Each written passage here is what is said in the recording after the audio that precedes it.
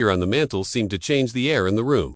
Silas couldn't explain it, but something had shifted. The fire still crackled, the kettle still hissed on the stove, but everything felt softer, as if the space had been waiting all these years to be completed. The carved figure of himself, detailed down to the bend in his hat brim and the faded folds of his coat, was clearly handmade.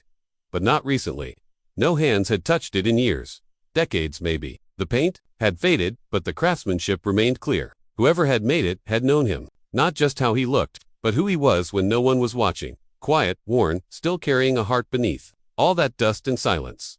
Silas reached out and gently picked up the carving.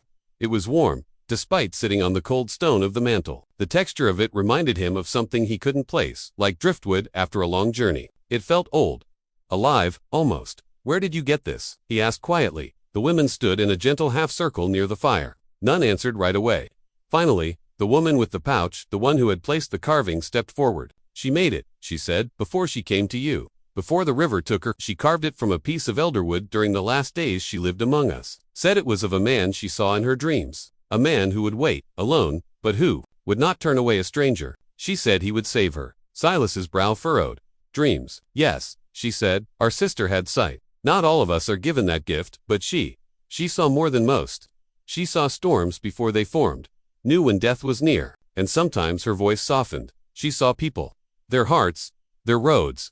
She said her final path would cross a man's gate in the middle of nowhere, that he would not understand what he was giving, but he would give it anyway." Silas sat down heavily in the worn chair by the hearth. The wood creaked beneath him. "I never knew," he said.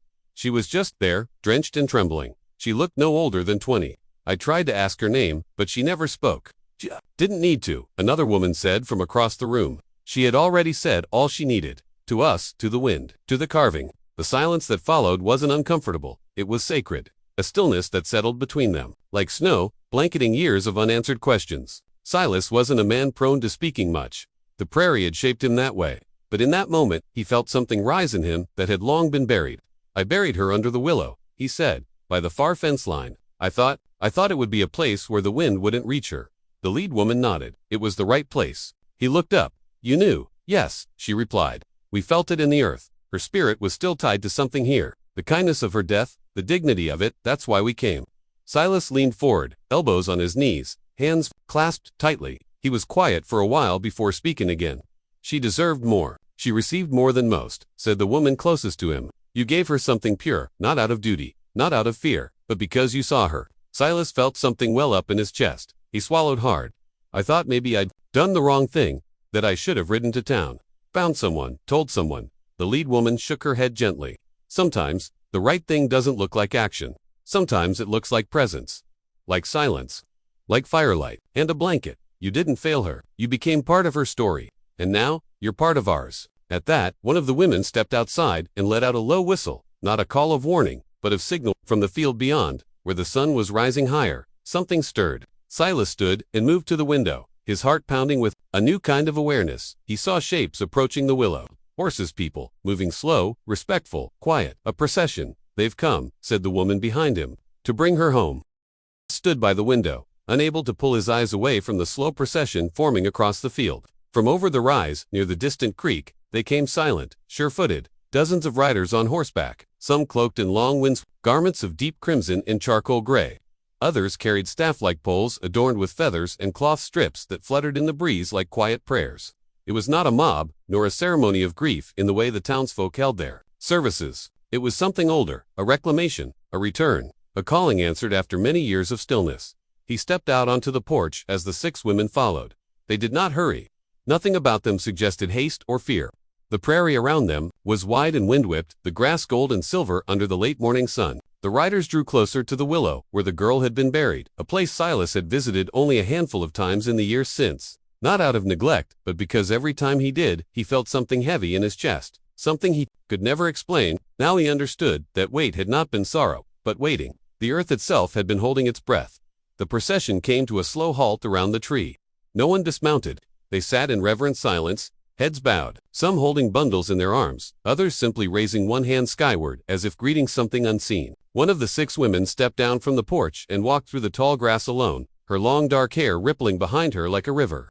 She made her way to the base of the willow and knelt, with hands that moved like a ritual long practiced. She touched the ground and whispered words Silas couldn't hear. Then something remarkable happened. The wind stopped. The kind of stillness fell that didn't belong to any ordinary moment. Even the birds seemed to hush. A hush deeper than silence, a pause in time itself. The branches of the willow, which had always swayed gently with the prairie breeze, now hung still and low, as if listening. The woman reached into the earth, not to disturb it but to press her palm against it, and slowly began to sing. The sound was like nothing Silas had ever heard. Part chant, part lullaby, ancient and fragile, but strong enough to carry across the field. The riders remained still, listening. The other 5 women joined the song. From the porch, their voices weaving together like threads in a tapestry. Silas felt a lump rise in his throat. The song was for her, the girl he had tried to save. But somehow, impossibly, it was also for him. For the lonely man who had opened his door to a dying stranger. For the silence he had carried all these years. For the kindness that had gone unrecognized until now. When the song ended, the riders dismounted and began to gather around the willow in a wide, respectful circle. They brought offerings, woven cloths, bundles of herbs, carved stones, painted bowls of cedar ash and river water. One by one, they laid them at the base of the tree, careful not to disturb the ground, as though her resting place was sacred, and it was. The lead woman turned to Silas. "We will leave her here," she said. "This land remembers her. You remember her. That's enough." He stepped off the porch and joined them. For the first time in years, his boots touched the earth with purpose. The wind resumed gently, not a gust, but a whisper, as if something had been released. "I didn't think anyone would ever come," he said, his voice barely audible. The woman nodded. "Sometimes it takes the world a while to catch up to grace." He looked at the people, the offerings, the quiet reverence of those gathered. Then back at the women who had appeared at his gate not 12 hours earlier. "Will you stay?" he asked. "Jot?" She smiled, a slow, knowing smile. "No, but you will never be alone again." And somehow, Silas knew she was right. He would tend the grave beneath the willow with care now. Not because of guilt, but because it was part of something larger. A moment that had echoed out across time and called a whole people back to a forgotten place, and to the man who had, without knowing it, given their sister peace. Long after the last of the riders had departed and the women had melted back into the horizon, like ghosts returning to mist, Silas sat alone on his porch, staring across the field where the willow tree now glowed in the twilight. The offerings remained undisturbed, at its base, feathers swaying gently in the breeze, bowls catching the starlight, stones stacked with careful purpose. Everything about the site had changed. Not physically, perhaps, but spiritually. The prairie had shifted. The air felt clearer, and the loneliness that had once clung to his shoulders like a wet coat had, without his noticing, begun to lift. He sat in his favorite chair, its arms smooth from years of use, a cup of warm coffee, cradled between calloused hands. Inside the cabin, the carved figure still sat on the mantel beside the pendant, a reminder that the world had not forgotten him, even when he had long believed it had. The silence around him was no longer empty. It was full of echoes, of songs, of memories that were not his but had somehow passed through him. Silas thought about the girl, about how she had arrived in the middle of a storm, her face barely visible beneath strands of wet hair, clothes clinging to her frame, lips trembling. With fever, he remembered carrying her inside, not knowing what else to do, and how she had laid still for hours, silent and fragile as a bird. He had spoken to her anyway about the weather, about the land, about nothing at all, just to give her something human to hear before the night claimed her. He hadn't known her name then, still didn't, but now, after everything, he no longer needed it. She had belonged to something vast and ancient, and for one night, he had been part of it.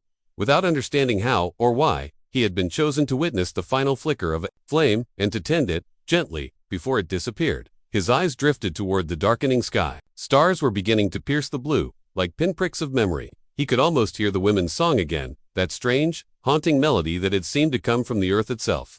It stayed with him, not in words, but in feeling, like the first warm breeze after winter, like sunlight through leaves. It reminded him that some things are bigger than one man's loneliness, that even on the farthest edge of the prairie, no life goes unseen forever. The next morning, Silas woke early, habit, mostly, but something felt different in his bones. Lighter. He stepped outside with his coffee and looked toward the willow tree.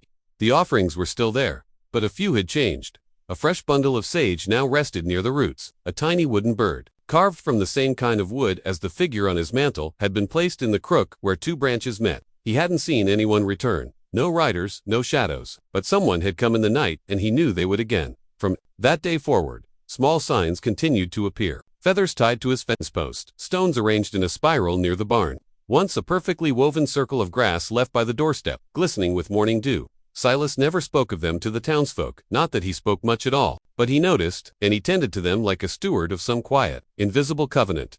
He no longer felt alone. The prairie hadn't changed. Not really. The wind still howled at night. Coyotes still cried out in the dark. The land was still as wild and unforgiving as it had always been, but Silas had changed. His silence no longer came from sorrow. It came from peace. Sometimes, when travelers passed through and asked why he lived out here by himself, he would just smile, tip his hat, and say, "It's not as lonely as it looks." And those who stayed long enough, who listened just right on certain nights when the wind turned warm and the stars aligned, sometimes thought they heard a faint melody carried across the hills, a woman's voice, or several singing something they couldn't understand, but that filled their chest with the strange comfort of knowing they were not, and had never been, alone. Seasons rolled onward, as they always had, and Silas moved through them with a quiet steadiness. Summer brought long days of sun and dry heat that cracked the soil, but he didn't mind.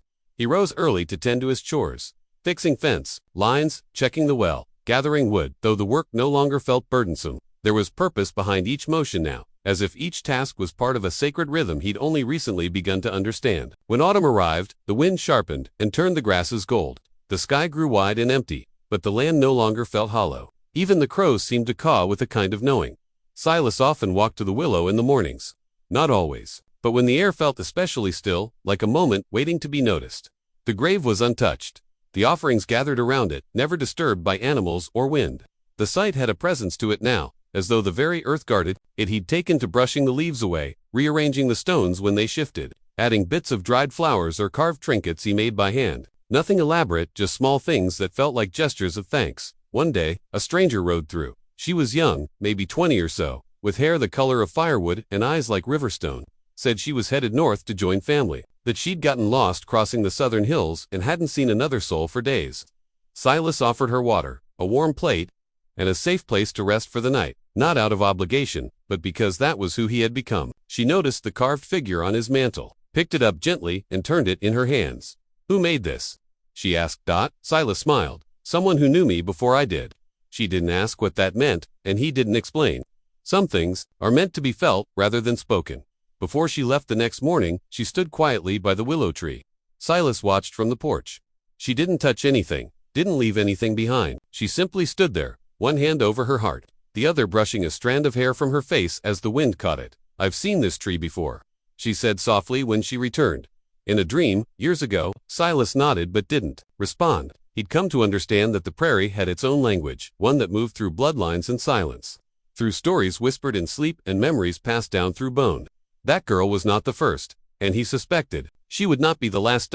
As time moved on, visitors began to pass through more often. Never many, never loudly, just a handful of wanderers who all seemed to find themselves drawn to the same gate in the middle of nowhere. They brought no questions, no expectations, just presence. And when they left, they always left something behind. A token, a song, a moment. And Silas stayed, not because he was trapped or bound, but because he was part of something now, a thread in a tapestry older than the ranch, older than his memories. He wasn't a guardian, not exactly, more like a witness, a keeper, of stillness, of grace. One winter night, snow fell thick and slow across the prairie. Silas lit the hearth, settled into his chair, and stared into the fire. The light flickered across the mantel where the figure stood, and beside it, something new had appeared, a second carving, smaller, delicate, and carved in the shape of the girl. He hadn't placed it there, but he wasn't surprised. He leaned back, the warmth of the flames curling around his boots, and closed his eyes. The wind whispered at the windows. In the distance, near the willow, a low hum stirred, not the voice of a woman this time, but of the land itself, singing softly, like breath in a cradle. And Silas, the man who had lived alone on the prairie for years, smiled in the dark.